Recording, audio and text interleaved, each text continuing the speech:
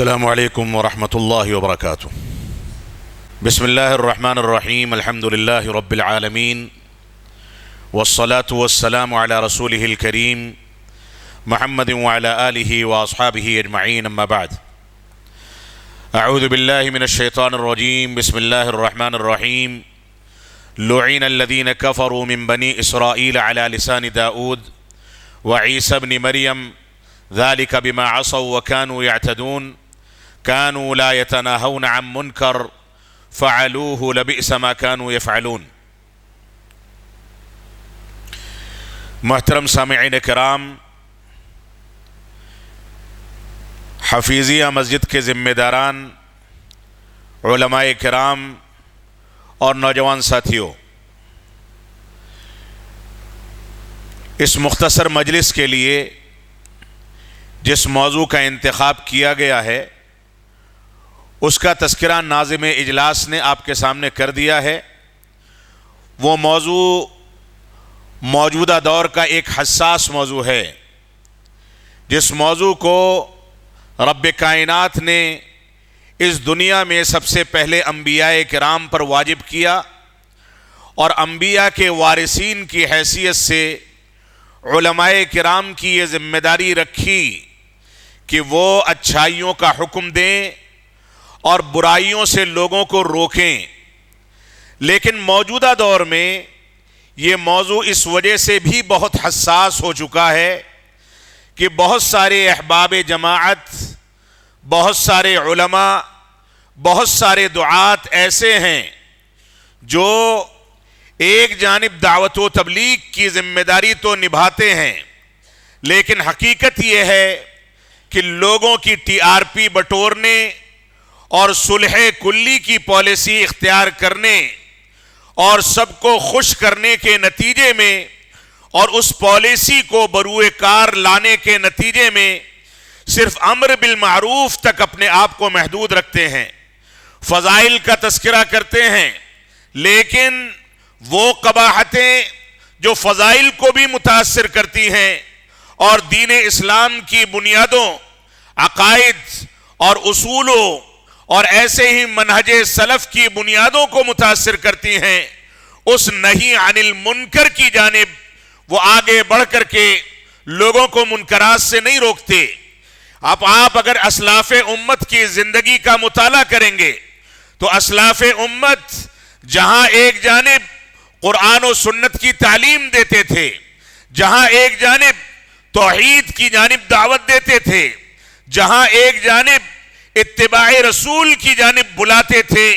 وہیں دوسری جانب ان لوگوں کا وطیرہ اور زندگی کا خلاصہ یہ تھا کہ وہ شرک سے ڈراتے تھے، بدعات و خرافات سے تنبیہ کرتے تھے، اہل بدعت سے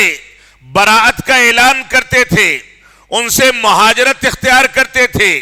اہل بدعت سے دور بھاگتے تھے اور لوگوں کو ڈراتے تھے۔ اور یہ ایک مسلمہ حقیقت ہے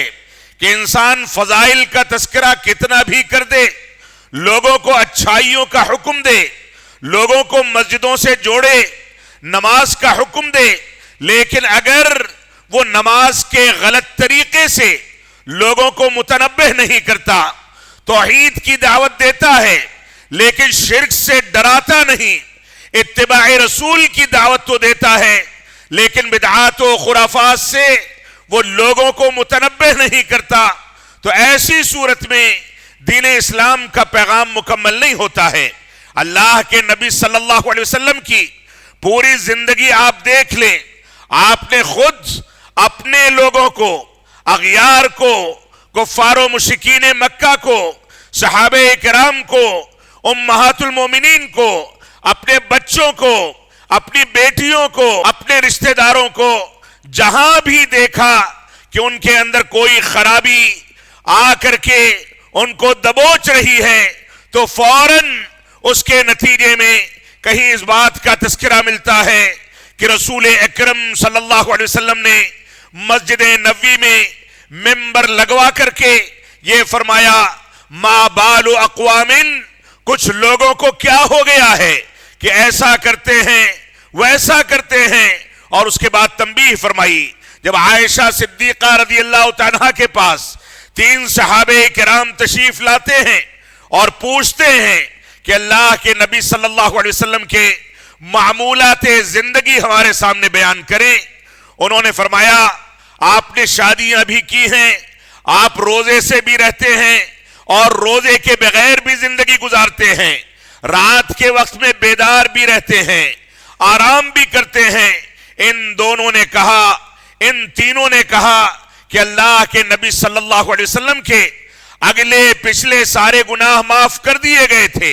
आपको रब्बे कायनात ने मासूम बनाया था, जन्नत का वादा फरमाया था, आपके अमल का ये किरदार है, ये सूरत हाल है, तो हम तो मासूम नहीं हैं। लिहाजा हम में से उनमें से एक शख्स ने कहा, मैं रात रात भर इबादत करूंगा। दूसरे ने कहा कि मैं हमेशा रोजे का एहतमाम करूंगा। तीसरे ने कहा, मैं शादी ब्याह से किनारा कशी करके तन्हाई की जिंदगी गुजारूंगा ताकि इबादत को ज्यादा से ज्यादा अंजाम दे सकूं। अल्लाह के नबी सल्लल्लाहु अलैहि वसल्लम को जब इस बात की इत्तला होती है तो लोगों को जमा करके फरमाते हैं, मन रगिबा अन सुन्नती फलैसा मिन्नी,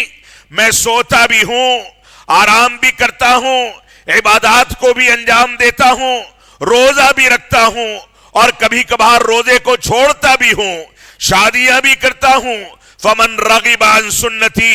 फलैसा मिन्नी, जो मेरी सुन्नत से एराज करेगा,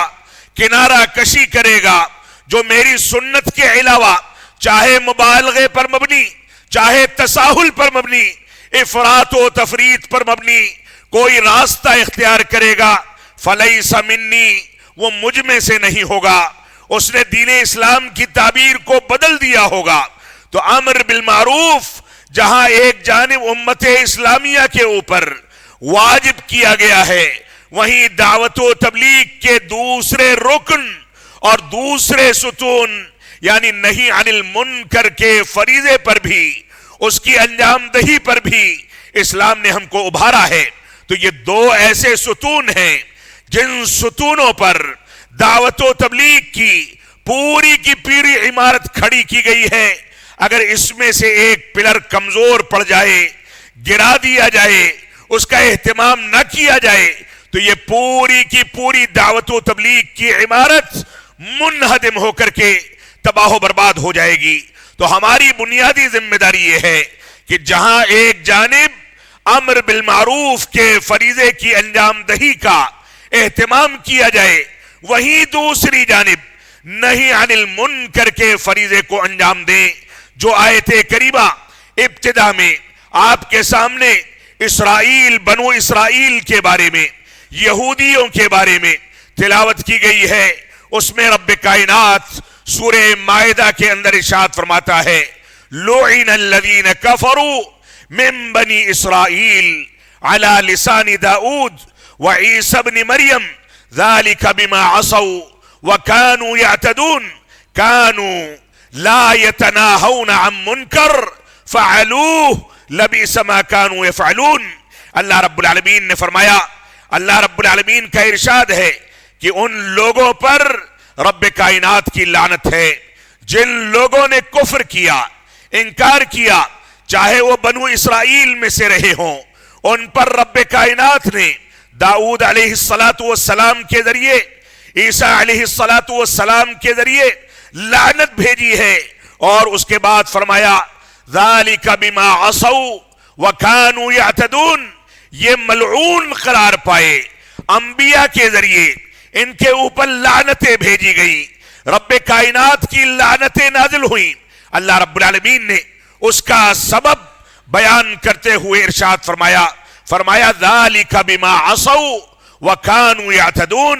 ये इस वजह से था कि वो नाफरमानी करते थे, अपने दीन पर चलने के बजाय उसके खिलाफ सरकशी करते थे, दीने इस्लाम से दूर भागते थे, तौहीद का इकरार करने के बजाय शिरकियात में मुब्तला हो जाते थे और अपने अंबिया के ज़वाबित को मानने के बजाय उसमें तौजीह तावील करते थे, तहरीफ करते थे, गलत अंदाज के अनासिर इख्तियार करते थे। और उसके बाद फरमाया, कानू لا یتناہون عن منکر فعلوہ لبئس ما کانوا یفعلون. یہی اتنا نہیں ہے، ان لوگوں نے جو وطیرہ اختیار کر رکھا تھا، جو صفتیں اپنا لی تھی، ان میں سے ایک بنیادی اور خطرناک صفت یہ تھی کہ کانوا لا یتناہون عن منکر، یہ منکرات سے لوگوں کو روکتے نہیں تھے، منکرات سے باز رہنے کے لیے لوگوں کو تلقین نہیں کرتے تھے، نہیں عن المنکر کا فریضہ انجام نہیں دیتے تھے. تو آج کے دور میں جو لوگ قرآن و سنت کے اس بنیادی فریضے کو انجام دیتے ہیں، تو ہم یہ تو نہیں کہیں گے کہ بنو اسرائیل کے مانند ان کے اوپر بھی رب کائنات کی لعنت ہے، لیکن جس حد تک ان لوگوں نے نہیں عن المنکر کے فریضے سے کنارہ کشی اختیار کر لی ہے، پہلو تہی اختیار کر لی ہے، وہ اس حد تک اس ملعون عمل کے کردار میں شامل ہوتے چلے جاتے ہیں اور دھیرے دھیرے رب کائنات کے عذاب کو دعوت دیتے ہیں. تو ہماری ذمہ داری یہ ہے کہ ایک جانب امر بالمعروف کا فریضہ انجام دیا جائے اور دوسری جانب نہیں عن المنکر کے فریضے کے ذریعے موجودہ دور کے فتنوں کی تردید کی جائے، لوگوں کو ڈرایا جائے، لوگوں کے سامنے تنبیہ پیش کی جائے، لوگوں کو بتایا جائے کہ اگر فلاں کام کو نہیں چھوڑا گیا تو ایسی صورت میں جو معروف کے کام، جو اسلامی تعلیمات کی بنیادوں پر کیے جانے والے اعمال ہیں، وہ بھی متاثر ہو کر کے دھیرے دھیرے تباہ ہو جائیں گے. لہذا امر بالمعروف اور نہی عن المنکر کا فریضہ ایک بنیادی فریضہ ہے، اس کو دونوں ارکان کو ساتھ لے کر کے چلنا یہ علماء کی بنیادی ذمہ داری ہے. اگر علماء یہ کہتے ہیں کہ ہم مصلحت پسندی اور لوگوں کو خوش کرنے کے لیے عوام کے بیچ میں نہیں عن المنکر کے فریضے کو واضح الفاظ میں بیان نہیں کرنا چاہتے، ورنہ انتشار پیدا ہوگا، لوگوں کے درمیان بے چینی ہوگی، لوگ لعن طعن کریں گے، تو ایسی صورت میں یہ تصور قرآن و سنت کے صریح خلاف ہے. دلوں کو ملانے والا، میل محبت پیدا کرنے والا، الفت و محبت پیدا کرنے والا، ایک دوسرے میں اتحاد و اتفاق پیدا کرنے والا یہ رب کائنات ہے. رب کائنات اگر نہ چاہے تو صحابہ کرام کے بارے میں قرآن مجید میں اس بات کا اعلان کر دیا گیا کہ اگر آپ ساری کی ساری دولت جمع کر کے ان صحابہ کرام کے درمیان ان کے دلوں کو جوڑنا چاہیں، ان کے اندر محبت پیدا کرنا چاہیں، تو رب کائنات اگر نہیں چاہے گا تو ساری مال و دولت آپ صرف کر دیں، پیسوں کے ذریعے لوگوں کو خرید لیں، پیسوں پر اور مال و دولت پر لوگوں کو تول دیا جائے، اس کے باوجود کوئی کسی کے دل میں محبت پیدا نہیں کر سکتا، کیونکہ الفت و محبت پیدا کرنے والا رب کائنات ہے. تو اللہ رب العالمین نے رسول اکرم صلی اللہ علیہ وسلم کے سامنے اس بات کو واضح کر دیا کہ آپ سارا کا سارا مال جمع کر لیں، ساری سعی اور کوششیں کر لیں اور صحابہ کرام کے دلوں میں محبت پیدا کرنا چاہیں. ما الفت بینہم، ان کے درمیان آپ محبت پیدا نہیں کر پائیں گے. ولیکن اللہ الف بینہم، لیکن رب کائنات ان کے درمیان محبت پیدا کرتا ہے. یہ محبت، یہ الفت، یہ اخوت اسی ایمان کی بنیاد پر، اسی امر بالمعروف اور نہی عن المنکر کے فریضے کو انجام دینے کی بنیاد پر ایسی شکل اختیار کر لیتی ہے کہ جب ہجرت کر کے صحابہ کرام مدینہ منورہ پہنچتے ہیں تو آپ دیکھیں وہ انصار و مہاجرین کے درمیان کون سی الفت اور کون سی محبت اور کون سی اخوت تھی جو رب کائنات نے پیدا نہ کی ہو. ایک انصاری صحابی رسول اپنی بیوی کے بارے میں یہ ارادہ کر لیتے ہیں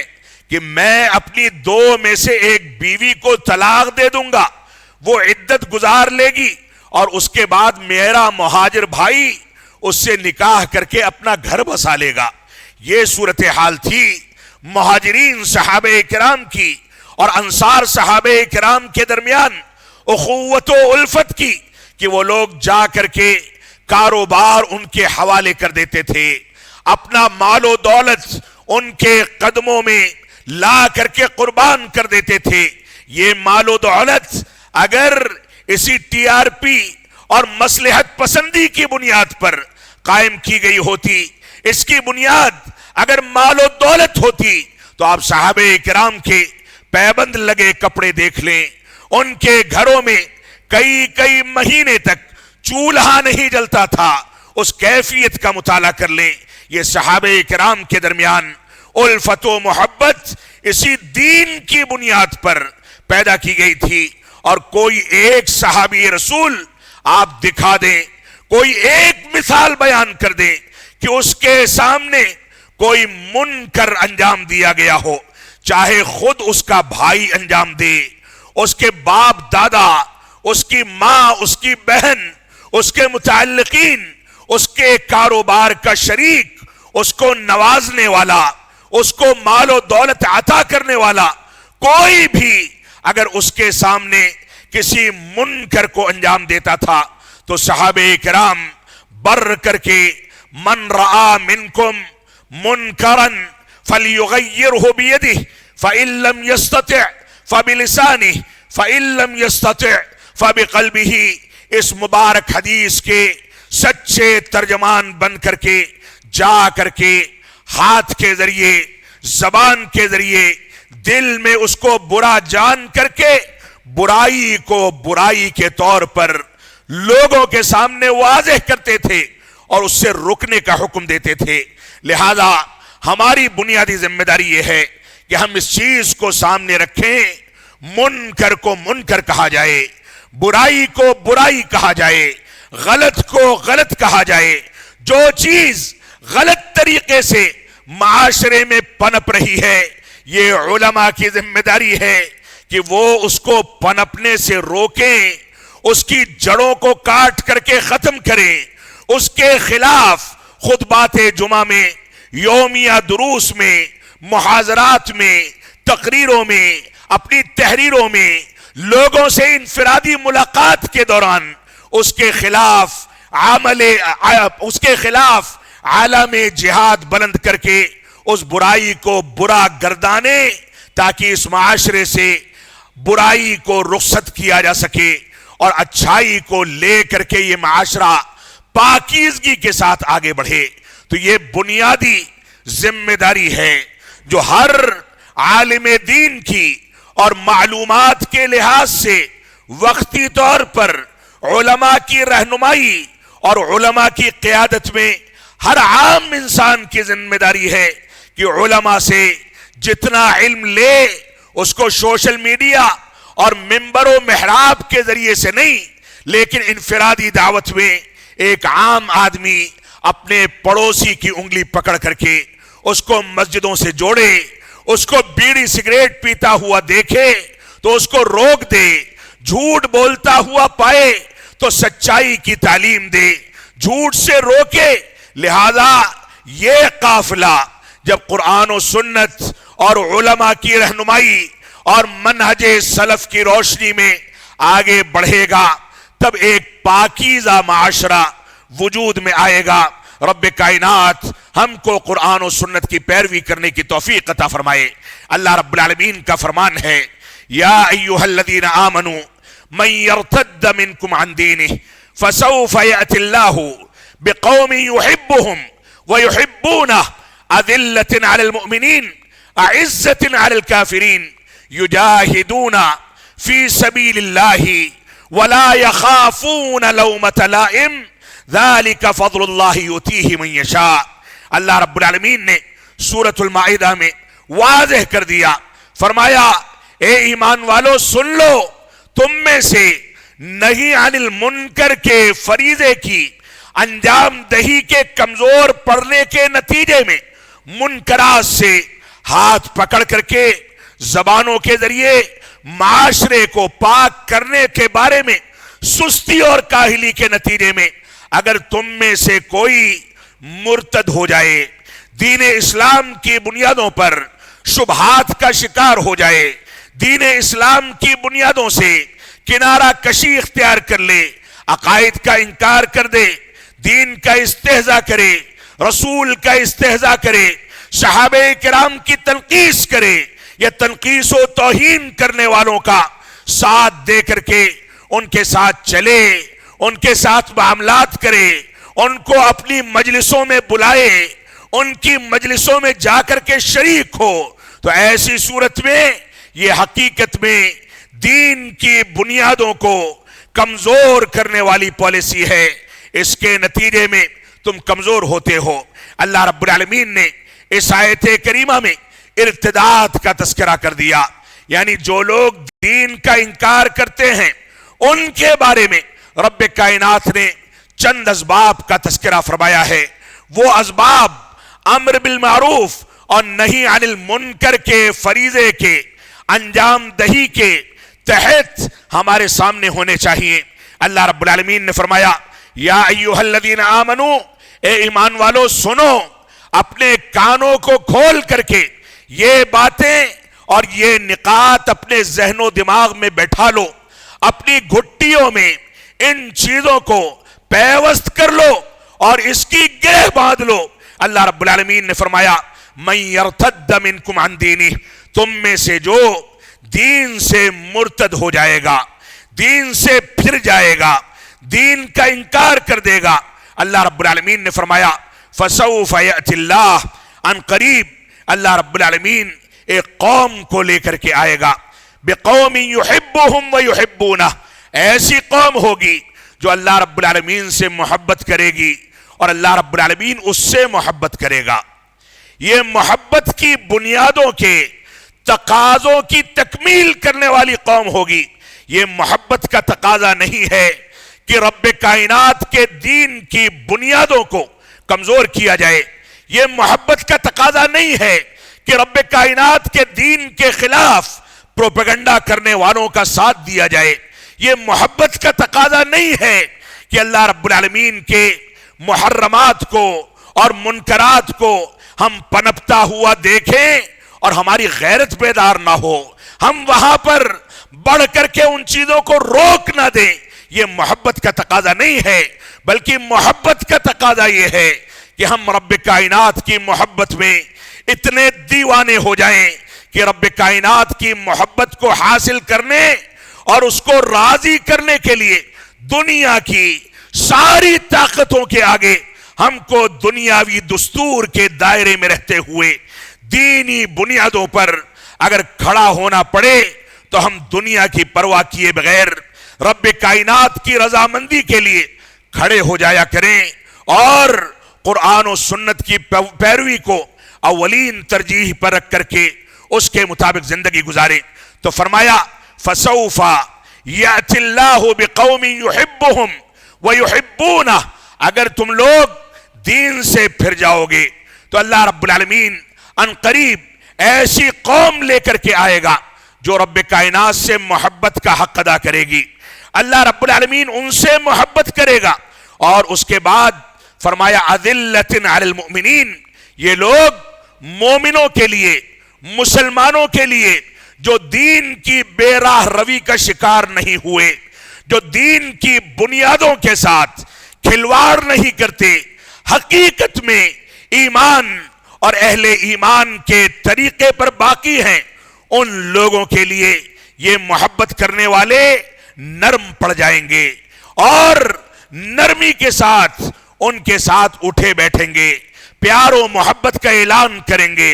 الفتیں اور محبتیں بانٹی جائیں گی۔ اور اس کے بعد فرمایا اذلۃ علی المؤمنین اعزۃ علی الکافرین، یہ کافروں کے لیے ننگی تلوار بن کر کے سخت ہو جائیں گے، یہ کافروں کے لیے یا کافروں اور اہل بدعت کا، اہل شرک کا دین اسلام کے بارے میں شبہات پیدا کرنے کا جو پروپیگنڈا ہے، اس پروپیگنڈے سے جو مسلمان متاثر ہوتا ہے حقیقت میں وہ مسلمان بھی کم از کم اتنے امور میں جتنے امور میں اس نے بغاوت کی ہے، گویا وہ اہل بدعت، اہل شرک اور اہل کفر کے ہتھ کنڈوں کے ہتھے چڑھ کر کے دین اسلام کی مخالفت کرتا ہے۔ لہذا ان امور میں یہ ان کے لیے سخت ہو جائیں گے، ان کے سامنے بات چیت کا دروازہ یقیناً کھلا رہے گا، ان سے گفتگو کر کے ان کو راہ راست پر لانے کی کوششیں کی جائیں گی، لیکن اگر کھل کر کے اہل بدعت کا ساتھ دیا جائے، کھل کر کے غیر اقوام کے ساتھ چلا جائے، تو ایسی صورت میں ہماری ذمہ داری ہے، اور اسلاف امت نے یہی پالیسی اختیار کی کہ بدعت اور اہل بدعت سے برات کا اعلان کر دیا جائے۔ بے شمار مثالیں موجود ہیں، امت اسلامیہ کے علماء نے اس پر اجماع نقل کیا ہے کہ بدعت اور اہل بدعت سے برات کا اعلان کرنا، ان کی مہاجرت کرنا، ان کے ساتھ عداوت کا اعلان کرنا، یہ اسلام کا بنیادی فریضہ ہے۔ ہر مسلمان کی ذمہ داری ہے کہ ان لوگوں سے دوری اختیار کرے۔ تو فرمایا اعزت علی الکافرین، کافروں کے لیے یہ لوگ سخت ہوں گے، یجاہدون فی سبیل اللہ، یہ لوگ اللہ کے راستے میں جہاد کرنے والے ہوں گے۔ یہ جہاد ہمارے وطن عزیز میں کون سے عناصر کے ساتھ ہمارے اوپر واجب ہوتا ہے؟ یہاں نہ ہتھیار اٹھائے جانے کے شرائط مکمل ہوتے ہیں، یہاں پر نہ اس بات کا امکان ہے کہ ہم حکومت کے خلاف بغاوتیں کریں، اور نہ ہی شریعت اسلامیہ اس بات کی گنجائش دیتی ہے، بلکہ مسلمان جس ماحول میں رہتا ہے، جس ملک میں رہتا ہے، اس ملک کے آئین کو تسلیم کر کے شرافت کی بنیادوں پر قانونی دائرے میں زندگی گزارنا، المسلمون علی شروطہم کے تحت اس کی ذمہ داری ہوتا ہے۔ لہذا مسلمان اللہ رب العالمین کے راستے میں جہاد کریں گے، یعنی دعوت و تبلیغ کا جہاد، برائی کو برائی کہنے کا جہاد، اچھائی کی طرف دعوت دینے کا جہاد، قرآن و سنت کی ترویج کا جہاد۔ جہاں پر بھی قرآن و سنت اور منہج سلف کی بنیادوں پر کوئی آنچ آتی ہے، اس کے خلاف کھڑے ہو جانے کا جہاد، اس کے خلاف زبان و قلم کے ذریعے، بات چیت کے ذریعے اپنے آپ کو جھونک دینے کا جہاد، یہ ہماری ذمہ داری ہے۔ تو اللہ رب العالمین نے فرمایا یجاہدون فی سبیل اللہ، یہ لوگ اللہ رب العالمین کے راستے میں جہاد کرتے ہیں، ولا یخافون لومۃ لائم۔ آگے کیا فرمایا؟ کسی ملامت کرنے والے کی ملامت سے ان میں سے کوئی ڈرتا نہیں ہے۔ یہاں مصلحت پسندی، صلح کلی، ٹی آر پی، ویوز اور لائکس کے لیے دعوت و تبلیغ کا جو کام انجام دیا جاتا ہے، جس میں سب کو خوش کر کے پیسہ بٹورنے کی پالیسی اختیار کی جاتی ہے، اس کے بارے میں رب کائنات نے اس کی شہ رگ کو کاٹ کر کے فرما دیا وَلَا يَخَافُونَ لَوْمَةَ لَائِمٍ، یہ ملامت کرنے والوں کی ملامت سے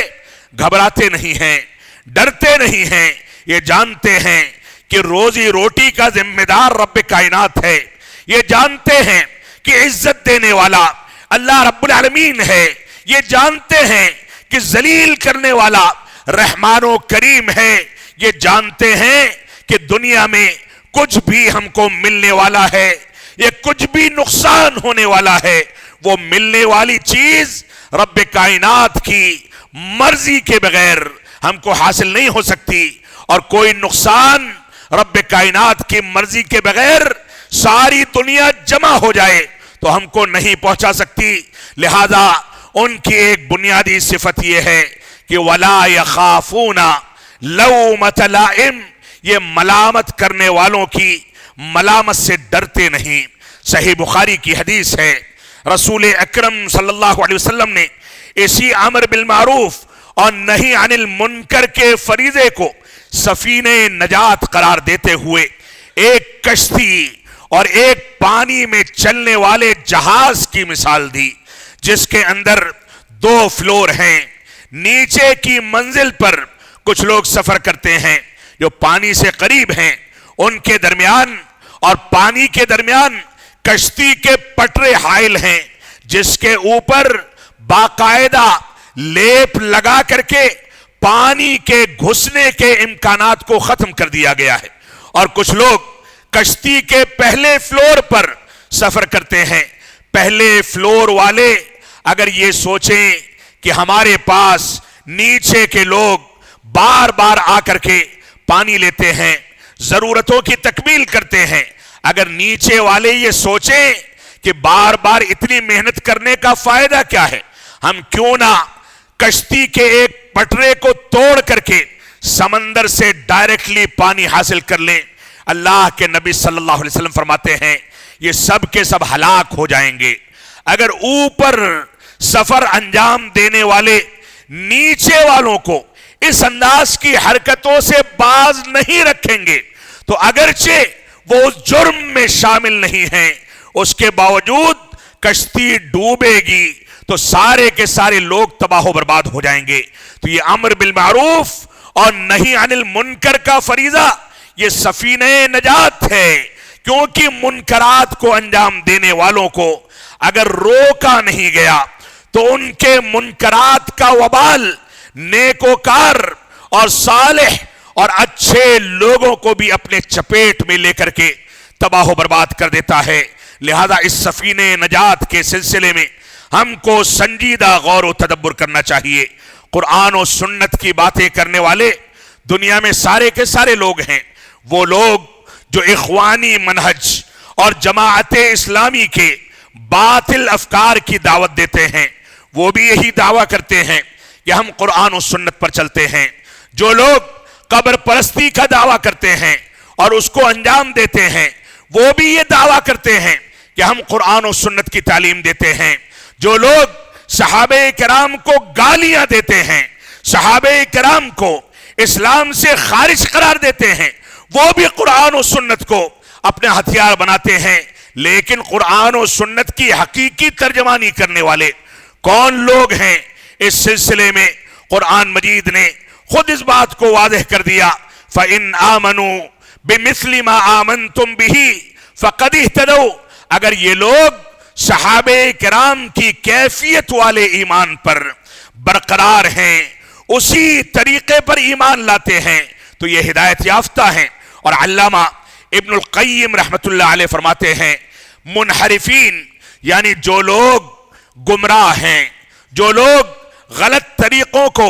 اور غلط راستوں کو اختیار کرتے ہیں، ان کے بارے میں یقول عن المنحرفین، منحرف لوگوں کے بارے میں فرماتے ہیں ہم یقولون بالکتاب والسنہ. یہ منحرف افراد، یہ بھٹکے ہوئے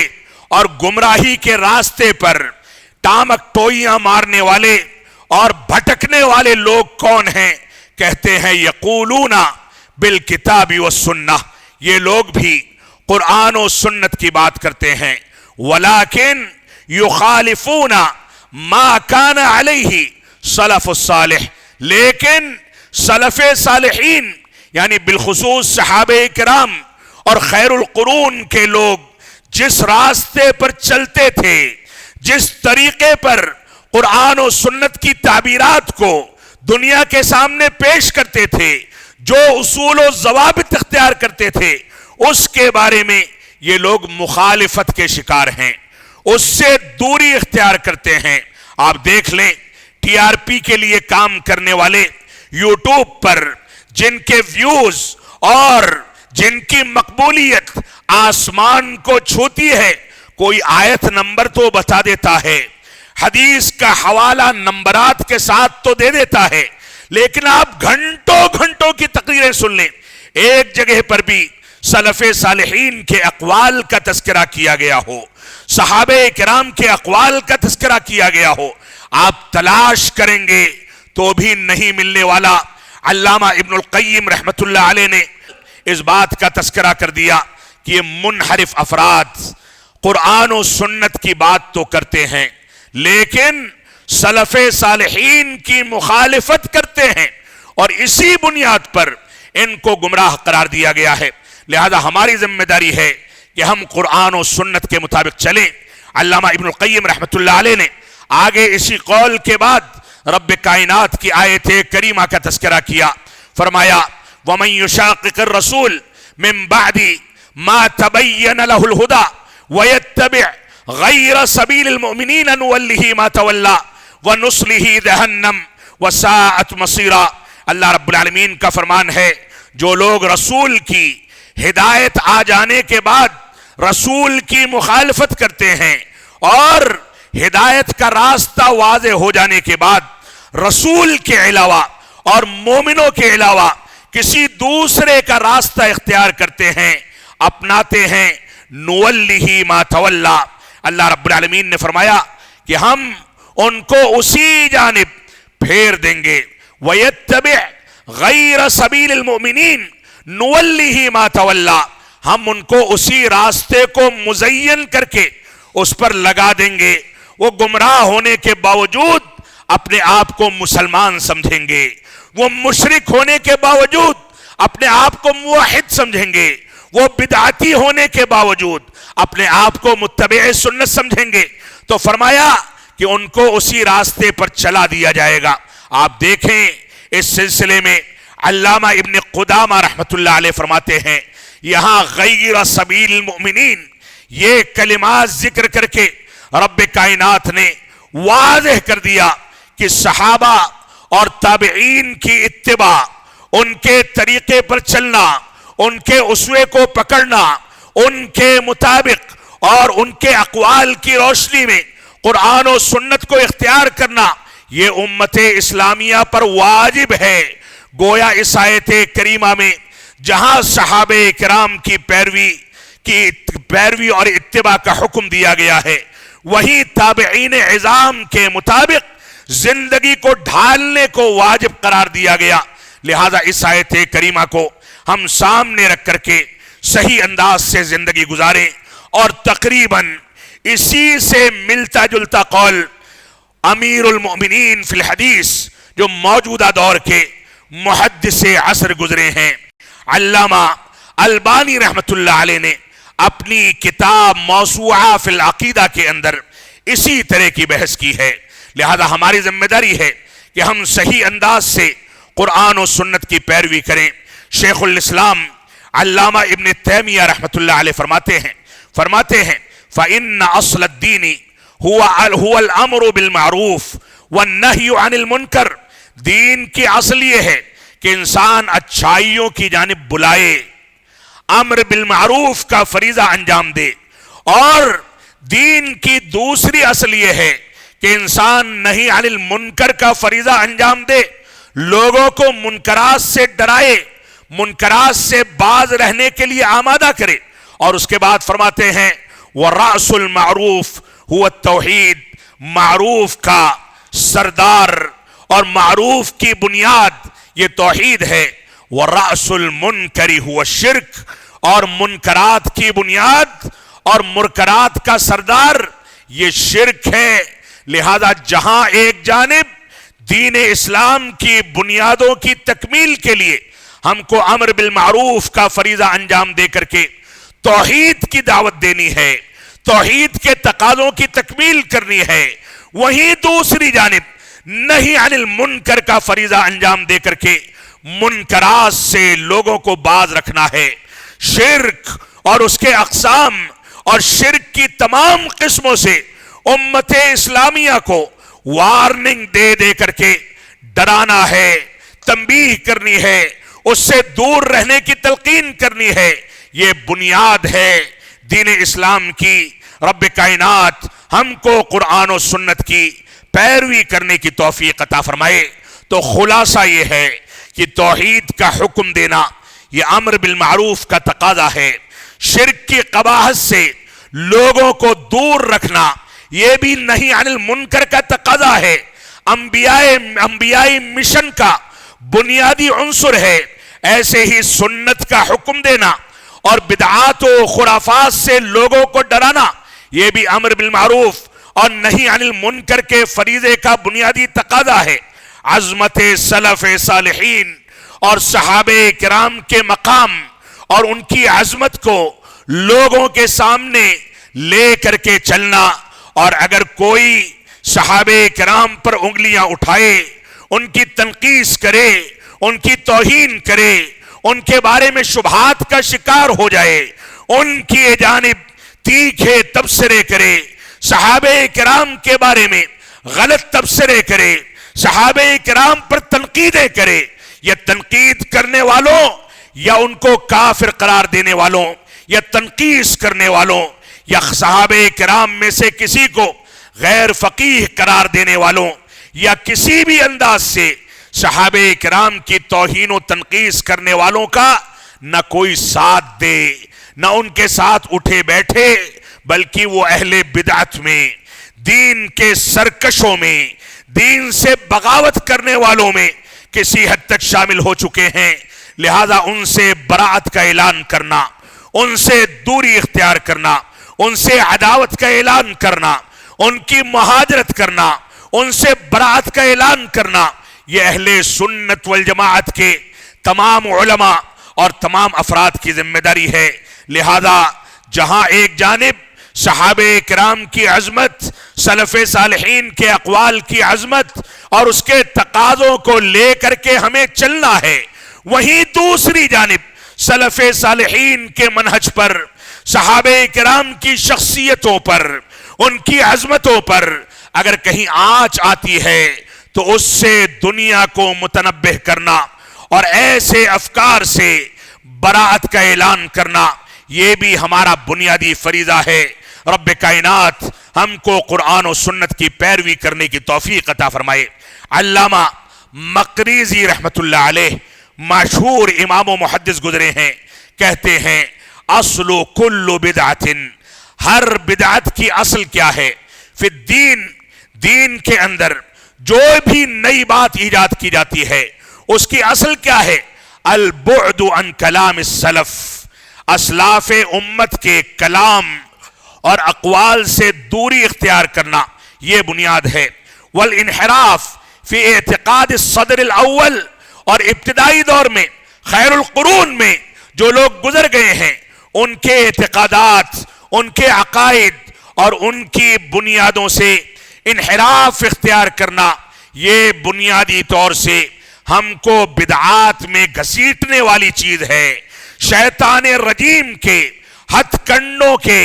پیچھے چلانے والی چیز ہے. لہذا ہماری ذمہ داری ہے کہ ہم شیطان سے براءت کا اعلان کریں، قرآن و سنت کی پیروی کا اعلان کریں. اللہ رب العالمین ہم کو اس بات کی توفیق عطا فرمائے. اب آج کے دور میں سب سے بنیادی طور سے جو بدعت تاریخ اسلام میں سب سے پہلے ایجاد کی گئی، جو خروج کی بدعت تھی، خوارج کی بدعت تھی، بغاوت کی بدعت تھی، مسلمان حکام کو کافر قرار دینے کی بدعت تھی. جب ذوالخویسرہ رسول اکرم صلی اللہ علیہ وسلم کی مجلس میں آتا ہے اور کہتا ہے اے محمد صلی اللہ علیہ وسلم میرے ساتھ انصاف کیجئے، تو آپ نے فرمایا ویلک، تیرے لیے تباہی ہے، اگر میں انصاف نہیں کروں گا تو کون انصاف کرے گا؟ اس کے بعد آپ نے فرمایا یہ ایک ایسا بدبخت انسان ہے جس کی نسل سے آگے آنے والے دور میں ایسے افراد پیدا ہوں گے جن کی نمازوں کو دیکھ کر کے تم مبہوت ہو جاؤ گے، لمبے لمبے سجدے کریں گے، لمبے لمبے رکوع کریں گے، لمبی لمبی تلاوتیں ہوں گی، تم ان کی عبادتوں کے آگے اپنی عبادتوں کو حقیر سمجھو گے. لیکن اللہ کے نبی صلی اللہ علیہ وسلم نے فرمایا کہ ان کے حلق سے نیچے قرآن و سنت کی تعلیمات نہیں اترنے پائیں گی. وہ قرآن پڑھیں گے، تلاوت کریں گے، تلاوت کے بہتر سے بہتر اسالیب کو اختیار کریں گے، لیکن یہ تلاوت ان کے دلوں تک نہیں پہنچے گی بلکہ حلق سے نیچے ہی نہیں اترے گی. لہذا یہ خوارج ہیں، یہ اسلام کے اندر پیدا ہونے والی پہلی بدعت خبیثہ ہے، جس بدعت کے نتیجے میں سب سے پہلے ہمارے نبی آخر الزمان جناب محمد الرسول اللہ صلی اللہ علیہ وسلم پر ناانصافی کرنے کا اتہام لگایا گیا، اور اس کے بعد اللہ کے نبی صلی اللہ علیہ وسلم نے یہی اتنا نہیں فرمایا، فرمایا یہ بیوقوف قسم کے لوگ ہوں گے، کم عمر ہوں گے لیکن بڑی بڑی باتیں کریں گے، تھوڑی معلومات ہوں گی لیکن دین کا ٹھیکہ لے کر کے دینی امور میں فتویٰ دیں گے۔ اللہ کے نبی صلی اللہ علیہ وسلم نے اسی روایت میں آگے ارشاد فرمایا یہ کلاب النار ہیں، یہ جہنم کے کتے ہیں جو دین کے نام پر ظاہری چیزوں کو سنوار کر کے دنیا کو دھوکے میں ڈال کر کے گمراہ کرتے پھریں گے، شیطان کے ہتھ کنڈے کے پیچھے چلیں گے۔ لہذا ہماری ذمہ داری ہے کہ ہم خوارج کے اسلوب کو اختیار کرنے والے آج کے دور میں چاہے اخوان المسلمین کے مکتب فکر کے افراد ہوں جو صحابہ کرام پر عقلانیت کی بنیاد پر بڑے آرام کے ساتھ جرح کر دیتے ہیں، چاہے رئیس الخوارج عرب دنیا کا قرضاوی ہو جو بڑے آرام کے ساتھ قرآن و سنت کی بنیادوں کا انکار کر دیتا ہے، چاہے دوسرے افراد ہوں، جماعت اسلامی کی فکر ہو،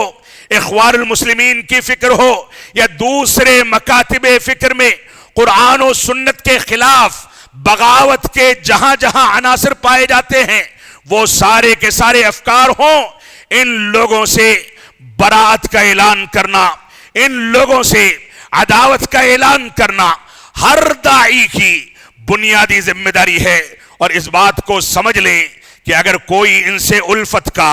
محبت کا، قربت کا، ان کی تعریف پر مشتمل پالیسیوں کا انتخاب کرتا ہے، ان چیزوں کو انجام دیتا ہے، تو اس کو فوراً رجوع کرنا چاہیے اور اپنے رجوع کا اعلان کرنا چاہیے۔ اس کے بغیر یہ چیز تلافی کے دائرے میں داخل نہیں ہوگی۔ رب کائنات ہم کو اہل بدعت سے دور رہنے کی توفیق عطا فرمائے۔ ابو ادریس خولانی رحمت اللہ علیہ معروف عالم دین گزرے ہیں قرن مفضلہ کے، وہ فرماتے ہیں لَأَنْ أَرَى فِي الْمَسْجِدِ نَارًا لَا يَسْتَطِيعُ اطفاؤها، کہ اگر میں مسجد کے اندر ابلتی ہوئی اور بھڑکتی ہوئی آگ کو دیکھ لوں، آگ لگ جائے مسجد کے اندر، میں اس کو بجھانے پر قادر نہ ہو سکوں تو مجھ کو اتنا غم نہیں ہوگا، میں اتنا افسوس نہیں کروں گا جتنا افسوس مجھ کو اس بات پر ہوگا کہ ان ارا، کہ میں مسجد کے اندر بدعتن، کوئی بدعت دیکھ لوں، لا استطیع تغییرها، اور اس بدعت کو ختم کرنے یا اس کو تبدیل کرنے پر قادر نہ ہو سکوں، میں بدعت کو تبدیل نہ کرنے پر اپنے آپ کو ہمیشہ کوستا رہوں گا، اپنے اوپر ملامت کرتا رہوں گا۔ لیکن یہ مسجدیں اگر آگ کے حوالے ہو کر کے جل جائیں گی تو دوبارہ سے مرمت کر لی جائے گی، دوبارہ سے آباد کر دی جائے گی، لیکن یہ بدعتیں اگر ہمارے ایمان کو زہر آلود کر دیں گی تو یہ ایمان صرف دنیا میں تباہی کا سامنا نہیں کرے گا بلکہ آخرت میں بھی یہ تباہی کا سامان پیدا کرے گا۔ تو اسلاف امت دنیاوی خطروں کو معمولی سمجھتے تھے، لیکن ایمان کی بنیادوں پر جو شبہات پیدا کیے جاتے ہیں ان شبہات کے بارے میں اپنے آپ کو ہمیشہ چوکنا رکھتے تھے، ان سے بچتے تھے، دوری اختیار کرتے تھے۔ لہذا رب کائنات ہم کو اس بات کی توفیق عطا فرمائے۔ عمر بن خطاب رضی اللہ تعالیٰ فرماتے ہیں ایاکم واصحاب الرأی، اے لوگوں سنو، تم لوگ بچ کر کے رہو، خبردار تم لوگ اپنے آپ کو بچا کر کے رکھو ان لوگوں سے جو رائے کی بنیاد پر دین کو قائم کرتے ہیں، جو رائے کی بنیاد پر دین کے اندر دخل دیتے ہیں، ان لوگوں سے بچ کر کے رہو۔ فَإِنَّهُمْ أَعْدَاءُ السُّنَنِ، کیونکہ رائے کی بنیاد پر دین کو قائم کرنے والے یہ سنتوں کے دشمن ہیں۔ یہ رائے کی بنیاد پر چاہے تفہیم القرآن میں تفسیر بالرائے کی بنیادوں پر تفسیر پیش کی جائے اور اس کے بعد اس کی ترویج کی جائے، معاف فرمائیں گے یہ رائے ہے، اور اس رائے کو عمر بن خطاب رضی اللہ تعالیٰ نے واضح کر دیا۔ فَإِنَّهُمْ أَعْدَاءُ السُّنَنِ، اس کی بنیادوں پر زندگی گزارنے والے یہ سنتوں کے دشمن ہیں۔ اس کے بعد کہتے ہیں اعیتہم الاحادیث، ان لوگوں کو احادیث کو حاصل کرنے سے جب عاجزی ہو گئی، اس سے تھک گئے تو اس کو یاد کرنے سے عاجز ہو گئے، فقالوا بالرأی، تو ان لوگوں نے رائے کی بنیاد پر اپنے اقوال بیان کیے، فضلوا واضلوا، تو رائے کی بنیاد پر کوئی چیز قائم کرنے یا کوئی فتویٰ دینے یا قرآن مجید کی تفسیر بیان کرنے کے نتیجے میں وہ خود بھی گمراہ ہو گئے اور لوگوں کو بھی گمراہ کر دیا۔ لہذا ہماری بنیادی ذمہ داری یہ ہے کہ ہم اتباع کو اختیار کریں، سنت کے مطابق زندگی گزاریں۔ اللہ کے نبی صلی اللہ علیہ وسلم کا فرمان ہے فَإِنَّهُ مَن يَعِشْ مِنْكُمْ بَعْدِي فَسَيَرَى اخْتِلَافًا كَثِيرًا، اے لوگو سنو، میرے بعد جو بھی زندگی گزارے گا وہ عن قریب اختلافات کو پائے گا، نماز کو پڑھنے کے طریقے میں، توحید کے مفاہیم میں، اتباع رسول کے شرائط میں، صحابہ کرام کی عظمت سے متعلق رکعات تراویح، نماز کا طریقہ، صدقات و زکوٰۃ کے احکامات، حج بیت اللہ کے احکامات، ہر چیز میں میرے بعد جو لوگ زندگی گزاریں گے اختلافات پائیں گے۔ ان اختلافات کا حل یہ نہیں ہے کہ تم اپنے مفتیوں سے ان کی مرضی کے مطابق فتوے حاصل کر کے رائے کی بنیاد پر کوئی بنیاد قائم کر لو، بلکہ اس کا حل یہ ہے، اللہ کے نبی صلی اللہ علیہ وسلم نے واضح کر دیا فَعَلَيْكُمْ بِسُنَّتِي وَسُنَّتِ الْخُلَفَاءِ الرَّاشِدِينَ الْمَهْدِيِّينَ، اے لوگو سنو، جب اختلافات پانا، چاہے منہج سلف صالحین کی بنیادوں میں، چاہے واجبات میں، فرائض میں، فضائل میں، عبادات میں، احکامات میں، دین کے کسی بھی گوشے میں تم کو اختلاف ملے، فَعَلَيْكُمْ بِسُنَّتِي وَسُنَّتِ الْخُلَفَاءِ الرَّاشِدِينَ الْمَهْدِيِّينَ، تو اس کا ایک واحد حل ہے کہ میری سنت میں اس کا حل تلاش کرو، اور خلفائے راشدین جو ہدایت یافتہ ہیں ان کی سنتوں کے اندر اس کا حل تلاش کرو۔ جب اس کو اختیار کر لو گے تو کامیاب ہو جاؤ گے۔ تمسکوا بہا وعضوا علیہا بالنواجذ، اس کو مضبوطی کے ساتھ تھام لو۔ یہ تمسک جس کو آج کے مصلحت پسند جماعت کے افراد نے تشدد سے تعبیر کرنا شروع کر دیا ہے، یہ تشدد نہیں ہے۔ نہیں عن المنکر کو آج شدت پسندی سے تعبیر کیا جاتا ہے، جبکہ نہیں عن المنکر یہ تشدد نہیں، یہ تمسک ہے۔ اور اسی تمسک کا حکم دے کر کے رب کائنات نے ہم کو اس دنیا کے اندر پیدا کیا ہے۔ یہ علماء کی ذمہ داری ہے کہ اس تمسک اور اس کے تقاضوں کی تکمیل کریں، تو فرمایا تمسکوا بہا، اس کو مضبوطی کے ساتھ تھام لو، وعضوا علیہا بالنواجذ، اور داڑھ کے دانتوں سے اس کو تھام کر کے مضبوطی کے ساتھ پکڑ لو۔ وَإِيَّاكُمْ وَمُحْدَثَاتِ الْأُمُورِ، اور سنو، خبردار، تم دین میں نئی باتیں جو ایجاد کی جاتی ہیں ان سے بچ کر کے رہنا۔ فَإِنَّ كُلَّ مُحْدَثَةٍ بِدْعَةٍ، کیونکہ دین کے اندر چاہے خروج کی بدعت ایجاد کی جائے یا موجودہ دور میں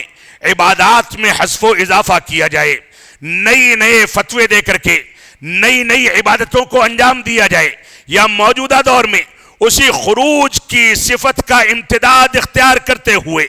اخوانیت کو اور خارجیت کو، ماتریدیت کو اور مختلف انداز کے فتنوں کو، رافضیت کو، اور ایسے ہی جو بھی غلط انداز کے اعتقادات ہیں ان کو ترویج دی جائے، یہ ساری کی ساری چیزیں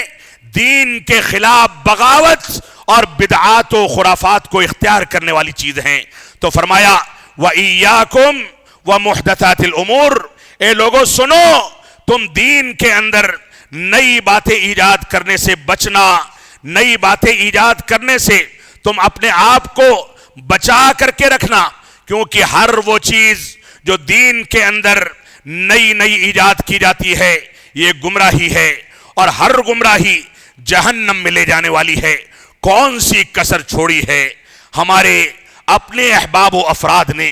کون سی کسر چھوڑی ہے؟ آج مسلمانوں میں ایسے طبقے موجود ہیں جو برائے جو اعلان کے ساتھ ببانگے دہل میڈیا پر اور ہر جگہ پر یہ اعلان کرتے ہیں کہ اوم اور اللہ میں کوئی فرق نہیں، وحدت الوجود کا اعلان کیا جا رہا ہے، اور ایسے ہی خواب کی بنیادوں پر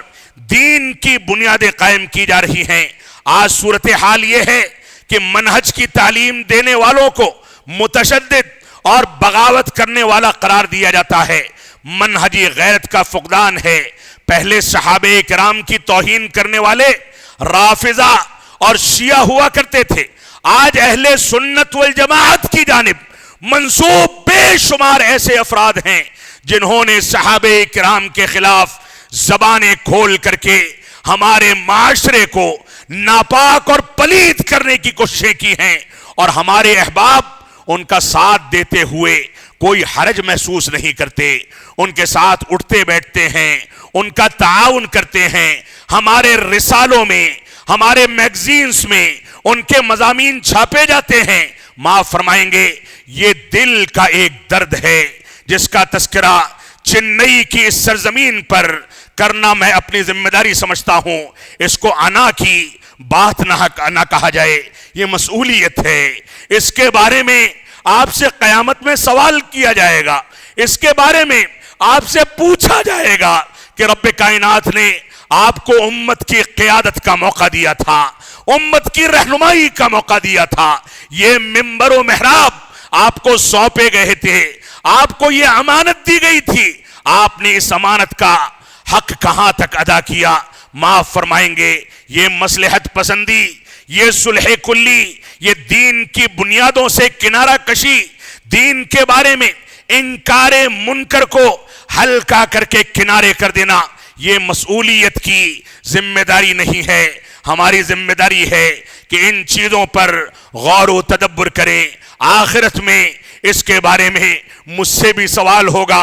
آپ سے بھی سوال ہوگا۔ ہو سکتا ہے میں نے کوئی گناہ کبیرہ کیا ہو، ذاتی طور سے ہو سکتا ہے میں رب کائنات کے قوانین کا مجرم ہوں، لیکن امت اسلامیہ کے ساتھ ان کے عقائد میں، ان کے مناہج میں، دین اسلام کی بنیادوں میں اگر میں نے کھلواڑ کیا تو میرے گناہوں کو تو رب کائنات نظر انداز کر دے گا، لیکن یہ جرم قیامت کے دن کبھی معاف نہیں کیا جائے گا۔ اور رسول اکرم صلی اللہ علیہ وسلم کی وہ روایت ہمارے سامنے رہے جس میں اللہ کے نبی صلی اللہ علیہ وسلم کے پاس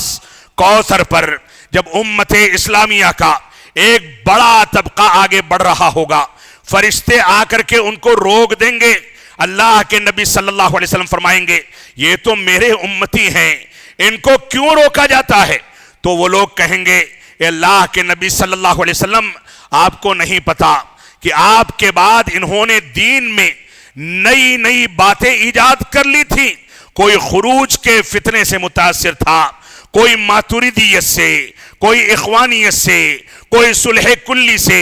کوئی کسی غلط پالیسی سے۔ تو اللہ کے نبی صلی اللہ علیہ وسلم کیا اعلان فرمائیں گے؟ فرمائیں گے سحقن سحقن لمن غیر بعدی، ان لوگوں کو مجھ سے دور کر دیا جائے جن لوگوں نے میرے بعد دین کے اندر تبدیلی پیدا کر کے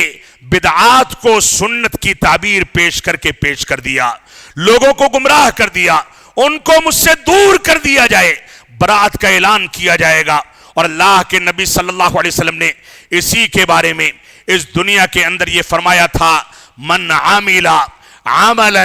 لیس علیہ امرنا فہو رد،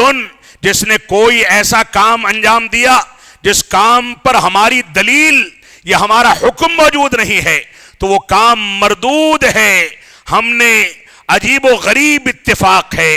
کہ اس مردود کام سے متعلق صرف میلاد اور بدعات و خرافات تک ان چیزوں کو محدود کر دیا ہے، جبکہ حقیقت یہ ہے کہ ایمان کی بدعتیں، اسلام کی بدعتیں، بنیادوں کی بدعتیں، منہج سلف کے خلاف بغاوت کی بدعتیں، منہج سلف کی غلط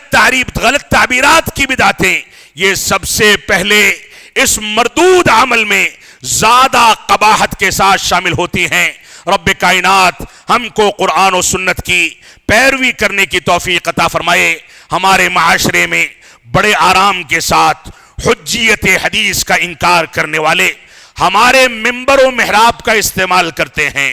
ہمارے لوگوں کو شبہات کا شکار کر کے گمراہ کر دیتے ہیں، لیکن ہمارے کانوں پر جوں نہیں رینگتا۔ ہماری ذمہ داری ہے کہ اپنے اندر منہجی غیرت پیدا کریں۔ تعویذ گنڈے کا رواج، رقیہ شرعیہ کے نام پر لوگوں کو گمراہ کرنے کا رواج، اور ایسے ہی ہر قسم کے غلط ریت رواج کو ہمارے معاشرے میں پنپتا ہوا دیکھا جاتا ہے، اور ہمارے لوگ صلح کلی کی پالیسی کے تحت خاموشی اختیار کرتے ہیں، لیکن ہماری زبانیں اگر کھلتی ہیں تو ان لوگوں کے خلاف کھلتی ہیں جو منہج سلف کو کھرے کھرے انداز میں، دو ٹوک انداز میں دنیا کے سامنے پیش کرنے کی ذمہ داری اختیار کرتے ہیں، اور وہ یہ جانتے ہیں کہ رب کائنات نے ان کی صفت بیان فرما دی کہ وَلَا يَخَافُونَ لَوْمَةَ لَائِمٍ، وہ ملامت کرنے والوں کی ملامت سے نہیں ڈرتے۔ موضوع کا اچھا خاصا حصہ ابھی بچا ہوا ہے، بلکہ اصل موضوع پر میں نہیں آ سکا۔ رب کائنات ہم کو امر بالمعروف اور نہی عن المنکر کے فریضے کو انجام دینے کی توفیق عطا فرمائے۔ دعوت و تبلیغ کے ان دونوں ستونوں کو مضبوط کرنے کی توفیق عطا فرمائے۔ اللہ رب العالمین ہم کو توفیق عطا فرمائے کہ ہم مصلحت پسندی کو چھوڑ کر کے حکمت و دانائی کے ساتھ سامنے والے کے مقام کا خیال ضرور کریں، لیکن انکار منکر کے اسالیب کو تو بدل لیں، لیکن اس کو نظر انداز نہ کریں۔ اس وجہ سے ہماری بنیادی ذمہ داری ہے کہ موجودہ جو پر فتن دور ہے، جہاں فتنوں کی بھرمار ہے، اسی دور کے بارے میں رسول اکرم صلی اللہ علیہ وسلم نے فرمایا تھا کہ تم میں سے ایک شخص صبح سویرے بیدار ہوگا تو ایمان کی حالت میں ہوگا، اور شام میں کافر ہو جائے گا، شام میں مومن ہوگا اور صبح کے وقت میں کافر ہو جائے گا۔ تم میں سے بیٹھا ہوا آدمی کھڑے ہونے والے سے بہتر ہوگا، چلنے والا کھڑے رہنے والے کے بالمقابل زیادہ فساد اور فتنے میں مبتلا ہوگا۔ لہذا موجودہ دور جو فتنوں کا دور ہے، دین کی غلط تعبیرات کا دور ہے، موجودہ دور جو دین کی کایا کو پلٹ دینے اور ہر اس چیز کو دین کے نام پر پیش کرنے کا دور ہے جس کا تعلق دین سے نہیں، اس دور میں امر بالمعروف سے کہیں زیادہ نہی عن المنکر کے فریضے کی انجام دہی علماء کرام کا بنیادی فریضہ ہے۔ رب کائنات ہم کو ان باتوں کی توفیق عطا فرمائے۔ ہم جب تک جئیں تب تک اسلام پر جئیں، جب ہمارا خاتمہ ہو تو ایمان پر ہو۔ وصلی اللہ علی نبینا محمد وعلی آلہ وصحبہ وسلم، والسلام علیکم ورحمۃ اللہ وبرکاتہ۔